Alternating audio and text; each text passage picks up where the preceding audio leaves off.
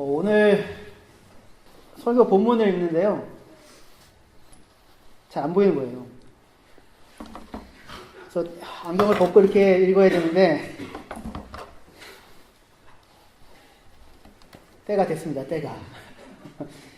예전에 제가 존경하는 박영선 목사님 같은 경우에 이제 언제부턴가 이렇게 안경을 바꿔 끼시면서 설교 중에 바꿔 끼고 가시면서 말씀을 읽고 또 벗고 또 쓰고 막 이렇게 하시더라고요. 왜 저렇게 복잡하게 사시나 그랬는데 참 제가 그때는 미처 아무것도 몰랐습니다.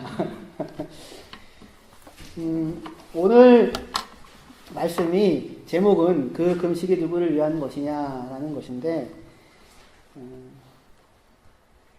그 금식을 통하여 지금 이 사람들은 이스라엘이 멸망하고 성전이 무너지면서 5월 달에 무너지거든요. 그래서 애통해하면서 금식을 하게 됩니다.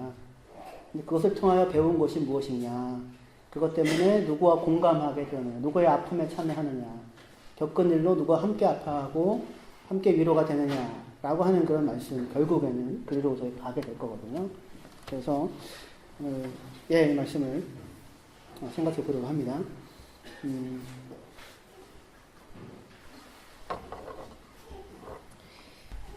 다리오 왕 제4년에 9월 4일 날 이 일이 있게 됩니다. 여호와의 말씀이 스가랴에게 임했다라고 하는데요.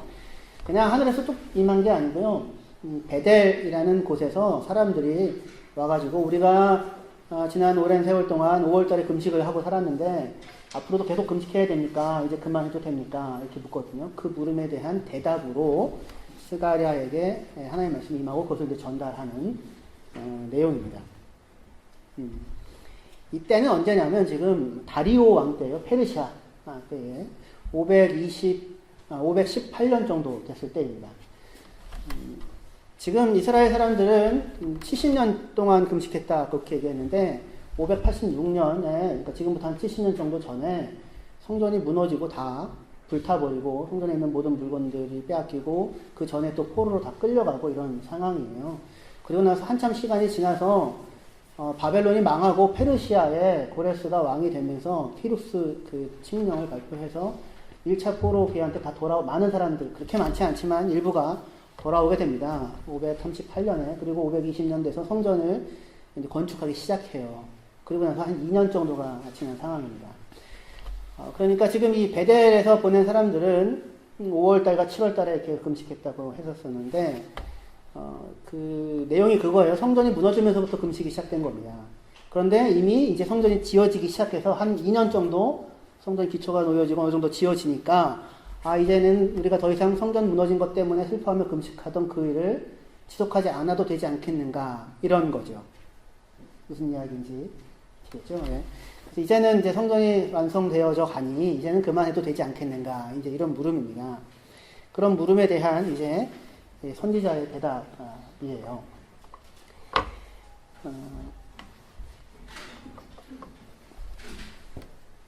지금 이 물음을 누가 묻냐면 베델에서 사람들이 와서 묻게 됐는데 여기는 참 아픈 이야기들이 있습니다. 우리는 이제 베델이라고 하면은 어디에 있는지 잘 모를 수 있지만 예루살렘에서 한 20km 정도 북쪽으로 떨어져 있거든요. 근데 거기는 원래 오랫동안 북왕국 이스라엘의 종교적 중심지였습니다. 그래서 여로보암이 베델이랑 단에 황금 송아지를 만들어 놓고는 이것이 너희를 애굽에서 인도해낸 여호와다라고 하면서 거기가 나름 종교적 중심지로 살았거든요. 근데 거기가 이제 무너지고, 그러니까 북왕국 이스라엘은 아시리아에 의해서 먼저 무너집니다. 그리고 나서 이제 남왕국 유다도 바벨론에 의하여 무너지게 되는데 그 지역에 살던 베델 사람들이 일종의 무엇을 물으러 사람들을 보낸 거예요. 사라셀과 또 레겐멜렉이라는 사람. 사라셀이라는 이 이름은 성경에 한번 다른 데서도 나옵니다. 같은 인물이 아니고요. 같은 이름인데요. 아시리아의 사람 이름을 나타낼 때 이 이름이 쓰여요. 말하자면 이 베델 지역은 사마리아 지역입니다. 사마리아. 그 사마리아 지역은 유대인들에 의하여서 천시받는 지역이죠. 왜냐하면 거기에 나라가 망하면서 이주민들을 이렇게 이주해 오는 그런 정책을 아시리아가 피거든요. 그래서 서로 그 다른 나라 사람들과 결혼하고 섞이고 하는 이런 이제 일들이 사실은 있었습니다. 이 사람들은 참 아픈 역사를 갖고 있어요. 사마리아 사람들은. 오늘 이 사마리아 사람들 얘기를 하면 하루 종일 제가 얘기해도 할 수 있는데 그렇게는 올해는 얘기는 못하고 또 꼭 필요한 얘기만 좀 하려고 하는데 이 사람들이 와가지고 지금 이 성전에 있는 제사장과 선지자들에게 묻습니다. 우리가 계속해서 금식해야 됩니까? 그래서 그 얘기를 듣고는 온 땅 사람들과 온 땅의 제사장들에게 이렇게 말을 해라 라고 하면서 이제 대답을 하게 되거든요. 이스라엘 사람들이 포로로 끌려갔다가 바벨론에서 이제 때가 돼서 돌아와서 처음에 이제 538년 돌아왔을 때 처음부터 성전을 좀 지으려고 했었습니다. 그런데 주위에 있는 사마리아 사람들이 와가지고 우리도 함께 하겠다고 해요. 나름 무너진 성전이 있는 그 이스라엘 땅에 살면서 하나님을 섬기고 살려고 했었던 사람들입니다. 바벨론 포로로 이스라엘이 무너졌을 때 세 갈래로 사람들이 흩어지는데 한 갈래는 바벨론 포로로 끌려가고 한 갈래는 애굽으로 또 내려가고 한 갈래는 이스라엘 땅에 남아서 살던 사람들이 있었어요. 그런데 이스라엘 땅에 남아서 살던 사람들은 대부분 하층민들이었습니다. 똑똑한 사람, 권력자들, 종교적 지도자들은 다 바벨론 포로로 끌려갔습니다. 원래 그렇겠죠. 그렇게 해야지 나라가 다시 서지 않을 거예요. 하층민으로 남아서 일단 살던 사람들이었어요. 근데 이 사람들이 7월 달에도 금식한다고 얘기가 있었었는데 왜 그러냐면 그때 그달리아라고 하는 사람을 바벨론 왕 느부갓네살이 포로로 다 끌고 가면서 그달리아라는 사람을 하나 세워서 그 지역을 관할하는 사람으로 삼습니다. 근데 그래서 그 그달리아로 말미암아 사람들이 위로를 얻고 남아있던 하층민들이 우리도 이제 기댈 언덕이 있겠구나. 누군가 지도자가 섰으니까 거기 몰려가지고 같이 살려고 하는 기대를 갖고 있었는데 그 그달리아가 이스라엘에 있는 다른 사람에 의해 7월 달에 살해를 당하게 됩니다.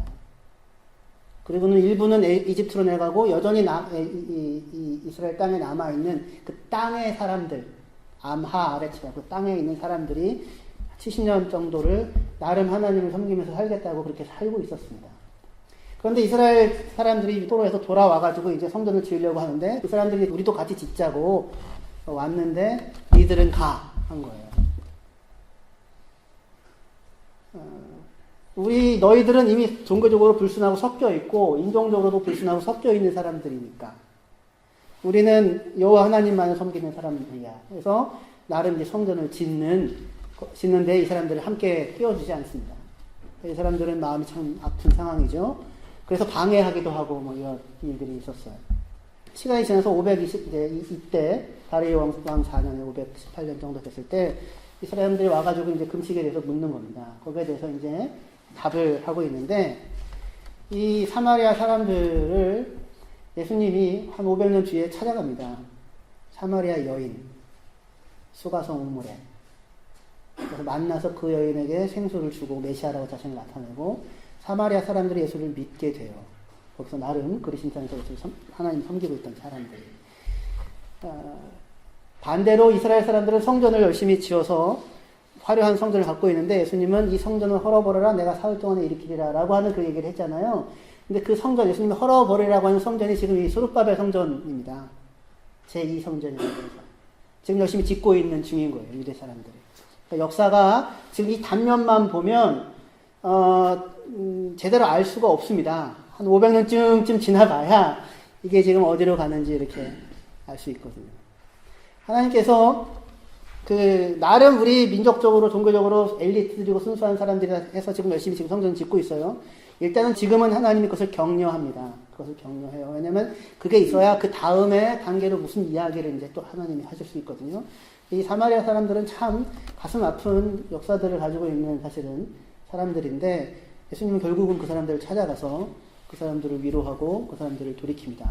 그들 안에 하나님을 예배하는 신령과 진정으로 예배하는 예루살렘 성전이나 그 산이 문제가 아니라 찾아온 너희를 찾으러 오신 하나님 그 하나님을 예배할 수 있는 길이 너희에게도 열려있다. 성령과 진리로 이렇게 찾아오시거든요. 정작 그런데 지금 유대 땅은 이 성전을 헐어버려라 내가 사흘 만에 일으키리라 라는 이야기를 들어야 하는 그런 상황 가운데 있어. 무엇을 놓쳤기 때문에 그럴까요? 그 놓친 것을 오늘 이 스가랴 말씀에서 확인해 볼 수 있는 부분이 있거든요. 그래서 살펴보려고 합니다. 예. 사람들이 와가지고 묻습니다. 우리가 70년 오랜 세월 동안 5월 달에 금식했는데 이게 성전이 어느 정도 지어진 마당에 계속해서 금식을 해야 합니까? 라고 그렇게 물은 물음에 대해 선지자의 대답은 무엇이었냐면 금식 그만해라 또는 계속해라가 아니라 물음을 묻습니다. 묻는 사람들에 대하여. 너희가 70년 동안 금식했는데 울며 금식했는데 그것이 누구를 위한 것이냐? 그것이 나를 위하여 한 것이냐? 아니면 너희를 위하여 한 것이냐? 이렇게 물어요. 너희가 먹고 마시는 것도 너희를 위한 것이 아니었느냐? 너희의 금식이 나와 무슨 상관이 있으며 너희의 금식이 너희의 이웃과 이웃의 삶과 어떤 상관이 있느냐? 그렇게 물으십니다. 질문에 대해서 질문으로 답을 하고 있어요. 그러니까 예상되어지는 대답은 이거죠. 우리가 금식을 계속해야 됩니까? 라고 하는 것에 대해서 하라, 하지 말아라 이거잖아요. 그렇죠? 근데 그것에 대해서 질문하는 자들에 대하여 하나님이 다시 질문을 하는 겁니다. 그러니까 그들의 질문이 다른 질문이 아니라는 거죠. 그들이 서 있어야 하는 자리, 중요한 자리는 그 자리가 아니라는 거예요. 다른 자리에 사실은 서야 한다는 거죠. 그래서 하나님께서 질문하는 그들을 향하여 질문으로 대답을 합니다. 그 질문이 무엇이었냐면 그 질문이 과연 나를 위한 그 질문이 아니라 그 금식이 과연 나를 위한 금식이었느냐 이렇게 묻습니다. 근데 이 질문으로 답하는 것도 낯선데 이 물음 자체가 낯설어요. 아주 낯선 물음입니다. 너희의 금식이 나를 위한 하나님을 위한 금식이었느냐. 이게 왜 낯서냐면 금식은 보통 누구를 위해 합니까? 자기를 위해 하잖아요. 자기의 어려운 일들 해결해 달라고 오죽하면 밥까지 굶어가면서 그런 일을 하겠습니까? 그런데 하나님은 그렇게 사실은 금식하고 있는 사람들인데 낯설게 묻는 겁니다. 너희의 그 금식이 나를 위한 것이었느냐? 다시 얘기해서 너희의 그 금식하는 자리, 하는 그 마음에 나의 자리는 어디에 있었느냐? 이렇게 지금 묻는 거예요. 우리가 하나님을 찾을 때는 언제입니까? 나의 문제, 나의 어려움에 대해서 하나님의 도움을 구할 때 하나님을 찾게 되지요. 그리고 그럴 때 하나님은 나를 위하여 이런 문제들을 해결해주고 이런 일들을 해주실 수 있는 분이어야 합니다. 그렇죠? 그래서 하나님 내 이 어려움을 좀 돌봐주시겠습니까? 이렇게 이제 간청하는 마음으로 서게 되는데 종교라면 그래도 이렇게 되겠지만 무속 종교에는 이 정도가 아니라 내 상황을 당신은 돌봐주어야만 합니다죠. 그래서 어떻게 해서든지 간에 내 어려움에 응답하셔야만 하죠. 그렇죠? 천지에 어떤 신이 있든지 간에 내 이 정성에 감동을 좀 해서 반응을 보여달라라고 하게 되는 거잖아요. 굉장히 가장 종교적인 행동인 인간의 이 금식에 대해서 그런데 하나님은 너희의 그 금식이 과연 누구를 위한 것이냐. 너의 그 금식이 나를 위한 것이냐 이렇게 묻습니다. 굉장히 충격이 되는 사실은 말입니다. 왜냐하면 우리는 살면서 끊임없이 나의 일에 대해서 생각합니다. 나의 일에 대해서. 나의 미래, 나의 노후, 나의 직장, 나의 자녀, 나의 건강, 나의 평판, 나의 성취, 나에 대한 사람들의 기억, 내가 남기고 갈 어떤 업적, 그런 것들에 대해서 우리는 생각합니다. 그리고 그럴 때 하나님이란 분이 계시다면 그런 나의 미래를 보장해주고 나의 자녀들을 돌봐주고 나의 건강을 지켜주는 분이어야 하는 거예요. 그래서 이런 구조 속에서 이들은 성전에 나와서 이전에 열심히 예배를 드렸을 것입니다. 하나님의 도움을 얻겠다고. 그런데 하나님은 오늘 그 금식하며 나온 사람들에 대하여 너의 그 금식이 나를 위한 부분이었느냐라고 이렇게 묻는다는 말입니다. 다시 얘기해서 이들은 과연 자기의 문제, 자기의 불안, 자기의 자녀, 자기의 일들에 대해서만 생각하고 그 부분을 하나님께 가지고 나와서 아뢰고 하나님이 그것을 듣고 도와주는 이거잖아요. 그렇죠? 무슨 일을 하든지 봉사를 하고 예배를 하고 뭘 하든지 간에. 근데 이 자리에 너희가 하는 그런 모든 행동이 과연 나를 위한 것이었느냐라고 이렇게 묻는 부분이 우리가 생각해 보아야 하는 부분이라는 겁니다. 우리가 하나님을 위하여 그럼 뭘 한다고? 우리가 하나님께 무슨 도움이 될 수 있다고? 그런 얘기가 아니라 지금 내내 생각이, 모든 생각이 집중됐던 것이 나잖아요. 나의 인생. 나가 이번에 시험 보면 잘 봐야 되는데, 이번에 이거 통과하고 그 다음 단계로 넘어가야 되는데, 내 자녀가 이번에 수능에서 떨어지지 말고 붙어서 그 다음으로 잘 가야 돼. 다 이런 나에 대한 거, 나의 미래, 나의 노후, 돈 얼마가 있으면 만족이 될까? 또는 또 사람들의 나에 대한 평판, 그리고 내가 그래도 남기고 갈 이름들, 그죠? 다 이런 것들에 대해서 우리가 생각을 하게 되지 않습니까? 기도할 때도 다 그런 부분을 생각을 하고, 하나님 거기에 응답을 해줘야만 하는 분이신 거죠. 금식을 해도 우리의 시야가 거기에 사로잡혀 있단 말입니다. 그런데 이 금식이라고 하는 가장 절박한 인간의 종교적인 행동에 대하여, 근데 그것에 있어서 내 자리는 도대체 어디에 있느냐라고 묻는 겁니다. 다시 해서 내 시각, 하나님의 시각, 하나님의 입장, 하나님께서 나의 인생과 삶에 대하여 갖고 가신 생각, 그것에 대하여서 너희는 무슨 관심이 있느냐라는 거예요. 내내 와서 내 얘기를 들어달라고 하는데, 성전에서 내내 와서 내 얘기를 들어달라고 하는데, 하나님은 뭐라고 내내 얘기했냐면, 너희는 이 전이 여호와의 전이다, 이 성전이 여호와의 성전이라는 거짓말을 믿지 말라. 제발 나에게 그만 좀 재물을 갖고 왔으면 좋겠다 라고 사람들에게 끊임없이 이것 아니다라고 얘기를 하고 계셨거든요. 그런데 이 사람들은 자기의 삶이 계속 곤고한 거예요. 문제는 끊임없이 인생에는 문제가 있으니까 그걸 갖고 와서 금식까지 하면서 또 재물을 바치면서 이 문제를 해결해 주십시오라고 하는 데에만 시야가 고정되어져 있는 것입니다. 근데 하나님은 어떻게 하셨어요? 계속해서 말씀하셨거든요. 그거 아니다. 그거 지금 중요한 거 아니다. 내 편에서 생각하고 내 편에서 한번 들어보아라. 이렇게 사실은 물었거든요. 하나님의 입장에서 지금 나의 삶이 어떻게 보이는지, 하나님의 입장에서 지금 내가 진짜 중요한 문제라고 붙잡고 있는 것은 어떻게 보이는지, 이것이 꼭 해결되어져야만 한다고 나는 생각하는데, 하나님의 입장에서는 그것이 어떻게 보이는지, 그리고 하나님이 그 속에서 우리에게 대하여 기대하고 소망하는 것은 무엇인지에 대한 시각이 없더라는 것입니다. 그 금식이 나를 위한 것이었느냐? 라는 물음에 이제 이런 거죠. 너희는 금식을 하면서도 하나님을 찾기보다 여전히 나의 미래, 나의 운명만을 걱정하고 살고 있구나. 그건 탄식입니다. 금식은 왜 하게 됩니까? 70년 동안 이 사람들이 금식을 했다고 했는데 처음에는 왜 했을까요? 성전이 무너지고 불타고 당혹스러움, 당황함, 슬픈 마음, 그러니까 밥이 입에 들어가지 않겠지요. 그죠? 그러니까 원래 금식은 그런 겁니다. 밥이 입에 안 들어가는 일이 인간 인생 가운데 있더라고요.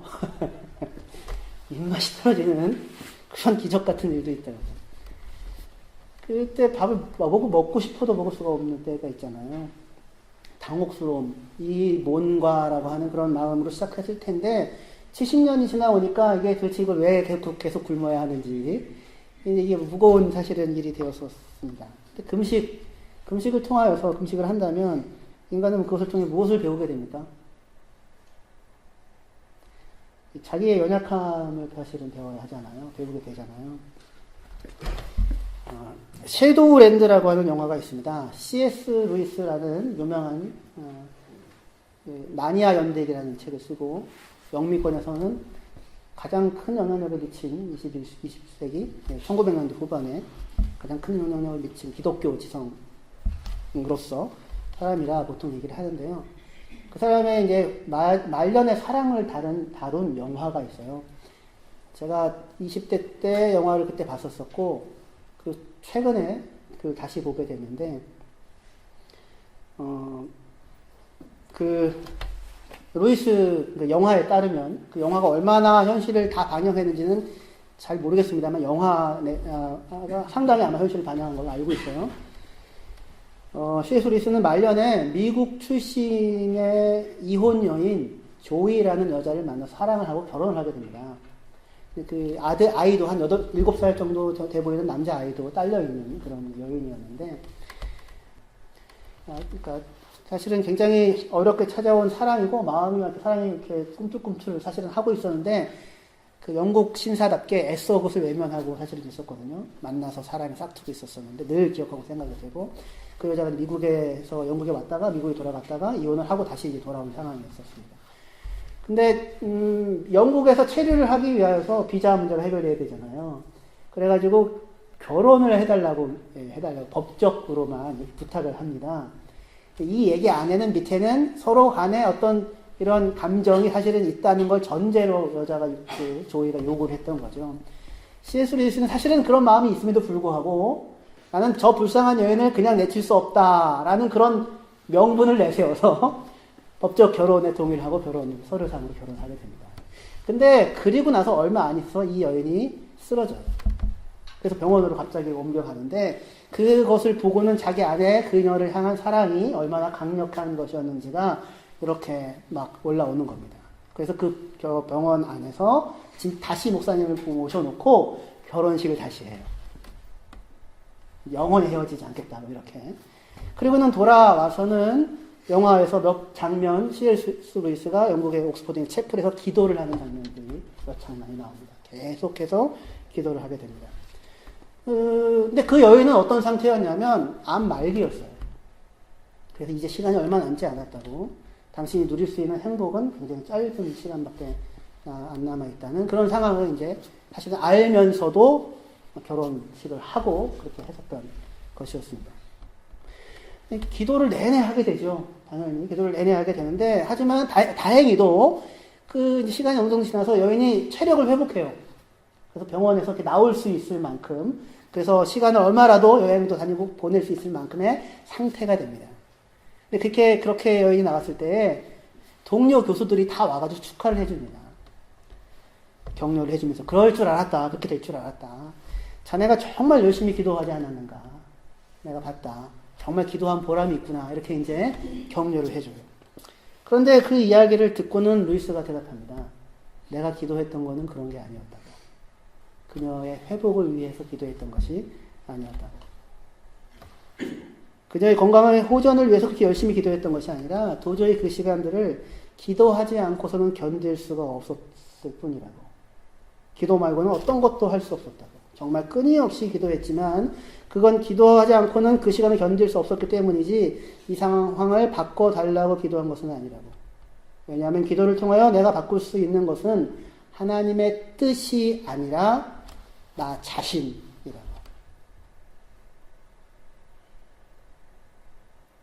그러니까 우리는 기도를 통해 하나님의 뜻을 바꾸려고 하거든요. 하나님의 뜻을 듣고자 하지는 않습니다. 참 고통스러운 상황이죠. 평생에 한 번 사실은 이렇게 찾아온 귀한 사랑의 행복입니다. 고통에 대하여 무수히 얘기했던 사람인데 정작 자신이 견딜 수 없는 고통의 상황에 처하게 돼요. 근데 그는 이것을 통하여 하나님의 뜻을 바꾸기 위해서 기도를 했던 것이 아니라 기도하는 것 말고는 이 상황을 어떻게 건너갈 수가 없었고, 그리고 이렇게 주어진 이 상황 가운데 내가 어떠한 마음으로 이 상황을 마주해야 하는지 그 마음을 얻기 위하여 기도했을 뿐이라고 그렇게 이야기를 하고 있습니다. 금식을 하면서 70년 동안 금식을 하면서 그들이 깨달아야 했었던 것은 무엇일까요? 성전이 무너지고 나서 시작된 그 금식에 그 혼란스러움과 당황스러움, 두려움, 예상치 못한 재난 앞에서 어떻게 하면 여기서 속히 벗어날 수 있는가가 아니라 그 상황에서 하나님께서 지금 우리에게 하시고 있는 말씀은 무엇인가 라고 하는 것에 우리가 귀를 기울여야 했었던 것입니다. 이렇게 물었겠죠. 당연히 이렇게 물어야만 했었고, 성전의 무너짐은 무엇을 뜻하는가? 성전은 어찌하여 무너졌는가? 이스라엘의 포로됨은 도대체 무엇이란 말인가? 당연히 아마 물음이 올라왔어야 했고 물었어야 했다고요. 하나님의 백성인데 근데 성전은 무너지고 그리고 나라도 무너지고 포로로 끌려갔습니다. 그렇다면 들 수 있는 생각은 이런 거죠. 하나님은 살아계시지 않는 분인가 보다. 헛것인가 보다. 그런 생각이 당연히 들죠. 안 드나요? 좀 하나님이 살아계시지 않으면 어떡하지? 라는 그 질문이 저에게 대학교 1학년 때 주어졌으면 수업하다가도 갑자기 자리를 뛰쳐나갔습니다. 그래서 산에 기도하러 올라가서 3일을 금식하고 3일을 금식한 건 아니고요. 또 이렇게 농담을 중간에 하면은 너무 진지하게 받아들이시는 분이 있을 것 같아서 그게 문제가 해결되어야만 됐었어요. 왜냐하면 그렇게 중요한 물음이었거든요. 하나님이 존재하지 않는다면 삶은 무엇인가 이런 거거든요. 엄청난 사건이잖아요. 나라가 망했고 그 성전이 무너졌습니다. 여호와의 성전이. 당연히 묻게 되겠죠. 하나님은 없는 거 아닌가? 아니면 있다 해도 너무 무능한 존재가 아닌가? 그게 아니라면 하나님도 살아계시고 무능하지 않은데도 불구하고 이런 일이 벌어졌다면 하나님은 우리를 버리신 것인가? 우리는 그에 의하여 버려졌는가? 그런 생각을 할 수 있겠죠. 해야 한다고요. 여호와 하나님은 살아계신 분이 아닌가? 무능한가? 아닙니다. 여호와 하나님은 살아계신 분이시고 온 땅의 하나님이십니다. 여호와 하나님은 우리를 버리셨는가? 우리는 그에게 버림받았는가? 아니요. 그가 우리를 버린 것이 아니고요. 사실은 이스라엘 백성이 하나님을 버렸던 것입니다. 하나님이 우리를 내쳤던 것이 아니라 이스라엘 백성이 하나님을 외면했었습니다. 무수히 얘기했음에도 불구하고 듣지 않았었잖아요. 그래서 이 고통, 이 당혹스러운 가운데 도대체 하나님의 뜻은 무엇인가, 우리는 어떻게 살아야 하는가라고 하는 것을 금식의 날을 선포하면서 사실은 생각하고 물었어야 했던 것입니다. 이들의 물음에 대하여, 금식에 대한 이들의 물음에 대한 하나님의 대답은 무엇이었습니까? 스가랴 7장 5절에서 7절까지 말씀인데요. 온 땅의 백성과 제사장에게 이르라. 너희가 70년 동안 5째 달과 7째 달에 금식하고 애통하였거니와 그 금식이 나를 위하여 하는 것이냐? 너희가 먹고 마실 때에 그것은 너희를 위하여 먹고 너희를 위하여 마시는 것이 아니냐? 예루살렘과 사면 성읍의 백성이 평온히 거주하며 남방과 평원의 사람이 거주할 때에 여호와가 옛 선지자들을 통하여 외친 말씀이 있지 않느냐? 이게 하나님의 대답이었어요. 금식해야 됩니까? 말아야 됩니까? 라고 했더니 거기에 대해서 그 금식은 누구를 위하여 한 것이냐? 여호와를 위하여 한 것이냐? 삶의 하나님의 관점이 도대체 있느냐? 그 음성이 과연 들리느냐? 그러면서 선지자들이 이미 그것에 대하여, 금식에 대하여 한 말이 있지 않느냐? 라고 무수히 이야기했지 않느냐라고 묻습니다. 그러면 선지자들이 예전에 무수히 했던 말은 뭔가? 그 다음에요. 스가랴서 7장 9절에서 10절인데요. 만군의 여호와가 이같이 말하여 이르기를 너희는 진실한 재판을 행하며 서로 인애와 공률을 베풀며 과부와 고아와 나그네와 궁핍한 자를 압제하지 말며 서로 해하려고 마음에 도모하지 말라 하였으나, 그죠? 선지자들이 했던 말은 이겁니다. 금식을 하느냐 지금 하지 않느냐가 중요한 게 아니라 진실한 판단을 하고 사랑을 하고 연약한 자와 형제에게 긍휼과 인애를 베푸는 것, 그것이 중요한 것이다, 이렇게 얘기를 했던 거예요. 지금 이스라엘 사람들이 금식을 하지 않을 수 없었던, 성전이 무너지는 상황에 처했던 이유가 뭡니까? 선지자들이 했던 말씀을 거역했기 때문이죠. 선지자들이 했던 말은 무엇이었나요? 진실하게 재판하여라. 진실하게 판단하여라. 진실한 판단은 뭡니까? 재판하는 자가 자기도 그것을 옳다 생각하여 자기 인생을 걸고 살아가는 자가 하는 판단이죠. 그리고 서로 자기 형제를 향하여서 인애와 긍휼을 베풀고 고아와 과부와 나그네와 궁핍한 자를 압제하지 말고 서로 해하려고 마음을 도모하지 말아라 라고 하는 단순한 말씀이었어요. 이 이야기를 선지자가 끊임없이 했는데 문제는 이스라엘 사람들은 듣지 않으려고 했다라는 것입니다. 그 다음에 이어집니다. 스가랴서 7장 11절에서 12절. 그들이 듣기를 싫어하여 등을 돌리며 듣지 아니하려고 귀를 막으며 그 마음을 금강석 같게 하며 율법과 만군의 여호와가 그의 영으로 옛 선지자들을 통하여 전한 말을 듣지 아니하므로 큰 진노가 만군의 여호와께로부터 나왔도다 말합니다. 그러니까 듣지 않았던 거예요. 그러니까 그들이 70년간을 금식을 했다면 뭘 알아차렸어야 했냐면 그들이 지난 시간 내내 하나님의 말씀을 듣지 않고 외면했던 시간들을 내가 살아왔구나라는 것을 기억하고 스스로 하나님께 돌이켜야 했던 것입니다. 그러니까 이 성전의 무너짐을 보며 그 당혹스러운 안타까운 마음에 금식하지 않을 수 없을 때에 그 무너짐을 떠올릴 때마다 도대체 이 일은 왜 벌어졌는가를 물어야 하잖아요. 그렇죠? 근데 그것을 물을 때에 떠오르는 생각은 뭐예요? 선지자들이 외친 말씀을 우리가 외면했구나가 떠올랐어야 했다고요. 근데 그것을 듣지 않고 지냈던 사람들이 그것을 기억하기보다는 여전히 어느 문제에 사로잡혀 있냐면 오늘 내 미래, 오늘 내 문제, 오늘 내 어려움, 오늘 내 상황을 어떻게 하면 하나님께 나아가서 타결할 수 있을 것인가에만 마음이 잡혀 있다. 그래서 하나님께서 그런 그들을 향하여서 다시 요구하는 것이, 그러니까 금식을 하라, 금식을 하지 않으라, 하지 말아라가 중요한 것이 아니라 그 앞에 미리 나왔던 스가랴 7장 9절에서 10절 한번 같이 읽어보실까요? 같이 읽겠습니다. 예, 시작.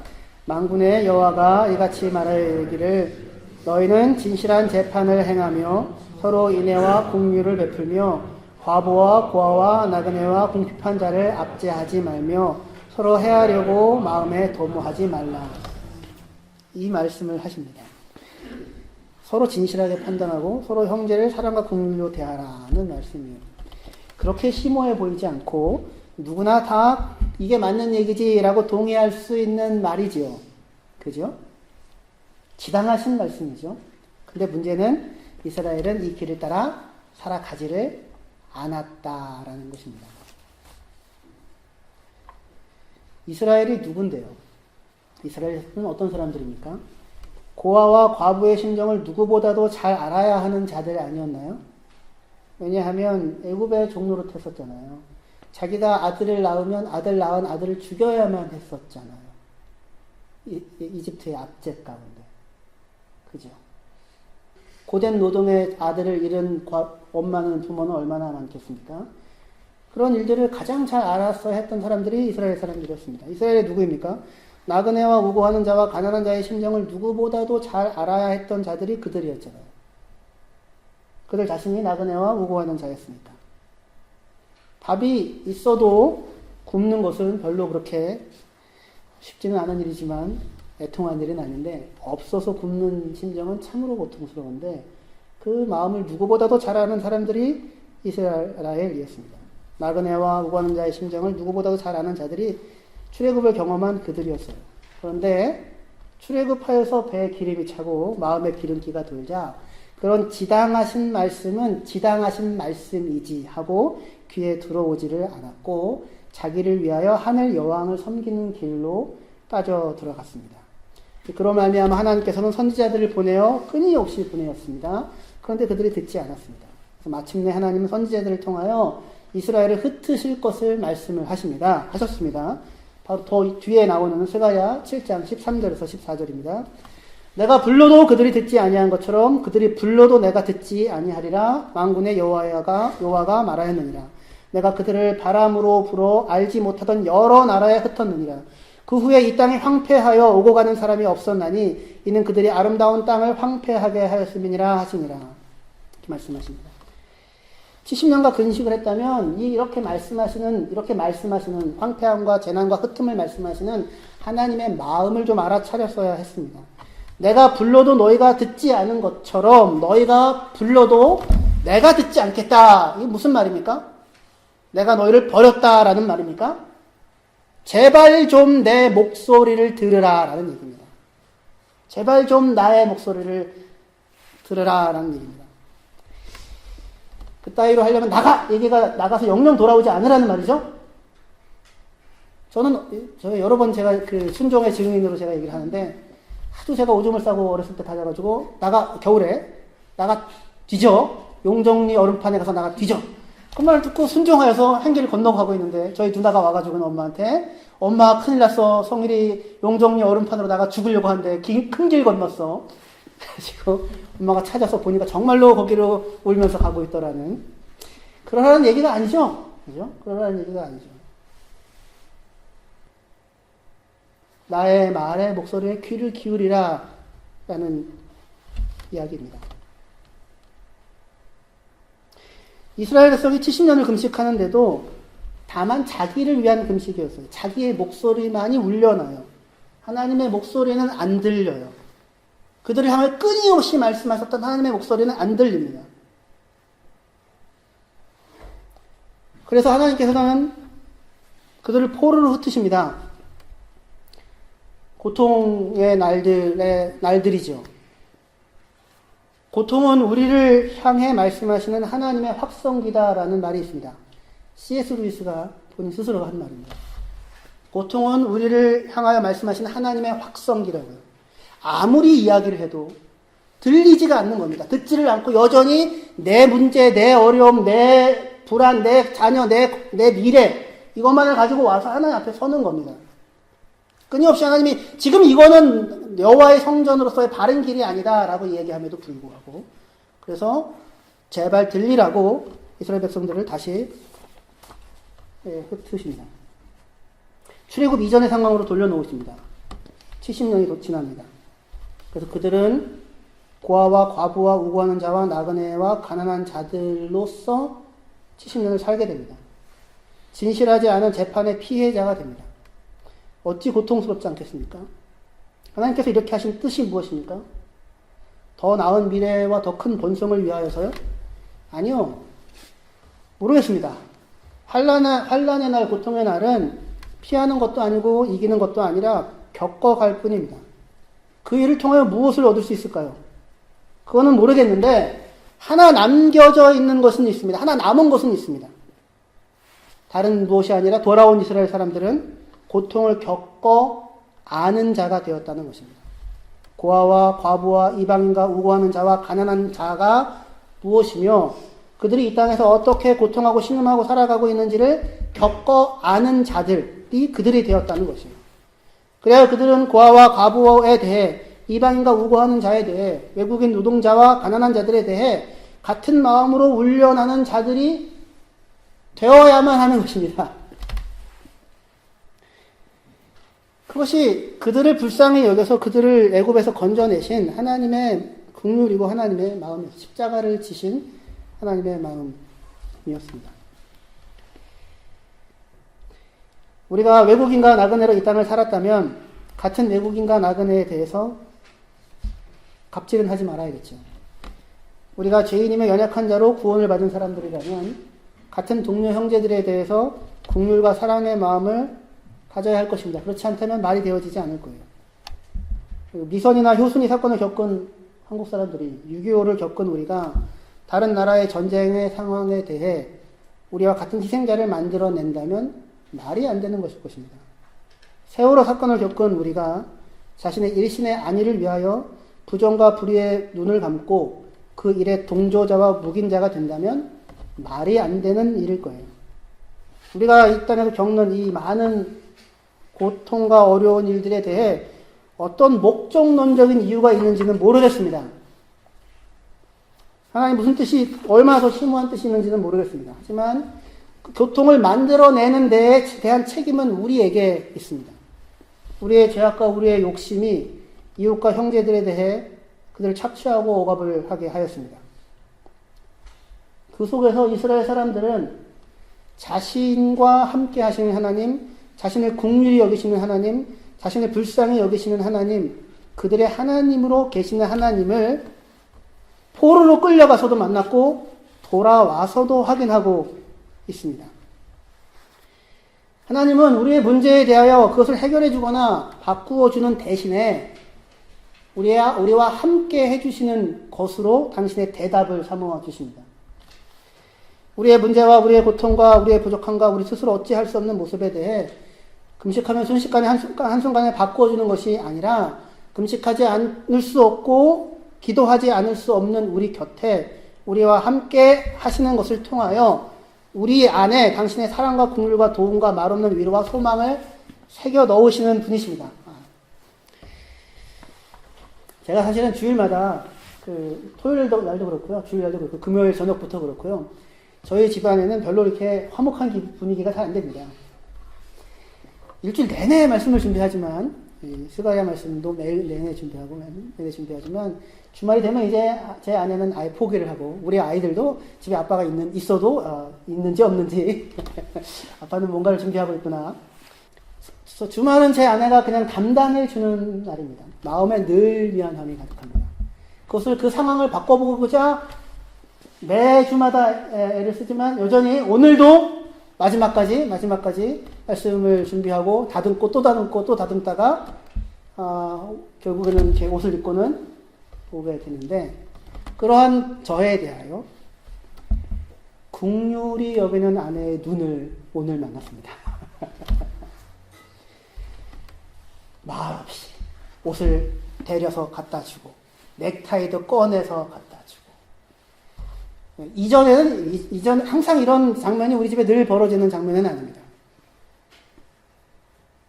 제발 월요일, 화요일 아니라 금요일 날이라도 끝내. 이렇게 얘기를 하는 것이 원래 이전이었는데 지금은 아니에요. 지금은 어연히 다 갖다 바치면서도 이렇게 은혜와 긍휼을 베풀어 주십니다.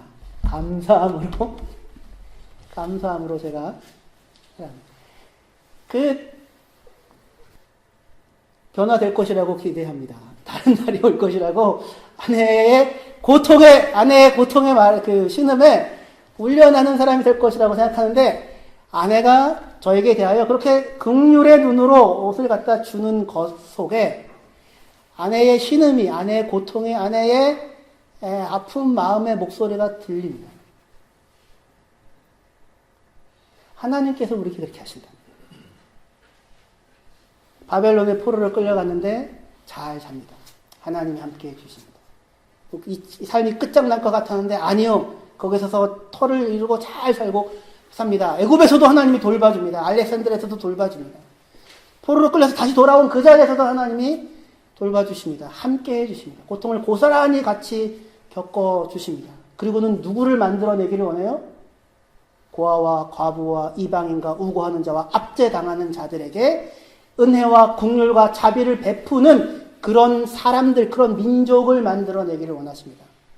하나님처럼 울려나는, 이 땅의 죄악으로 인하여 자기만을 아는, 자기를 위하여서 금식하는, 그로 말미암아 만들어진 무수한 고통들에 대하여 왜 이 고통을 하나님의 백성이 겪게 되었는지는 모르겠는데, 그것을 통과한 자가 최소한 남아있는 것은 그 고통을 아는 자가 되었다는 것이고, 거기에 함께 반응하고 함께 울어주고 함께 훈련할 수 있는 사람이 되었다고 하는 것입니다. 그것이 십자가의 예수 그리스도이죠.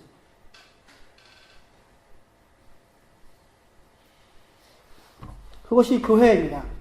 서로가 서로에 대하여서 이런 겁니다. 너희가 애굽 땅 종되었던 곳에서 나그네와 우고하는 자와 가난한 자였던 너희를 건져낸 너희가 똑같은 일들을 만들어낸다면 그것은 너무나도 말이 되어지지 않는 것 아니냐. 말을 하고 또 말을 하는데 들리지 않아서 하나님께서 큰 소리로 한번 말씀을 해주시고는, 그리고는 다시 그 자리에서 하나님의 사람들로, 그리스도인으로, 하나님의 자녀로 이 땅을 살아가라고 오늘 말씀하십니다. 너희가 해온 금식이 과연 누구를 위한 것이냐? 하나님을 위한 것이냐? 이웃을 위한 것이냐? 누구의 목소리가 마음에 울려나고 있느냐? 그 물음을 마음에 간직하시고 한 주간을 살아내시는 저와 여러분들 되기를 소망합니다. 기도합시다.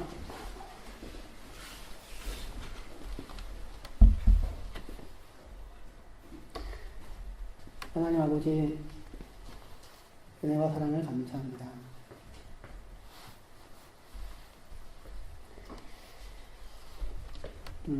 십자가의 자리까지 버림받고 외면받고 무시받은 사마리아 사람들이 있는 자리까지 일부러 애써 걸어가셔서 그들을 만나주시고 그들을 위로하시고, 하나님은 너희를 사랑하며 너희와 함께 하시는 분이시다. 그렇게 말씀해 주시니 감사합니다. 오늘 우리의 현실, 우리의 매일, 오늘의 일상 가운데서도 내가 너희와 항상 함께 한다는 사실을 기억하고 나의 뜻과 나의 계명과 나의 규례와 윤리를 따라 제발 내가 걸어가는 길을 따라 너희도 걸어가라 말씀하시는 그 음성에 저희들 반응하며 귀 기울여 살아나갈 수 있는 자들이 되어줄 수 있도록 하나님 우리에게 은혜를 베풀어 주시고 우리의 길과 걸음을 인도하여 주시옵소서. 예수님의 이름으로 기도합니다. 아멘.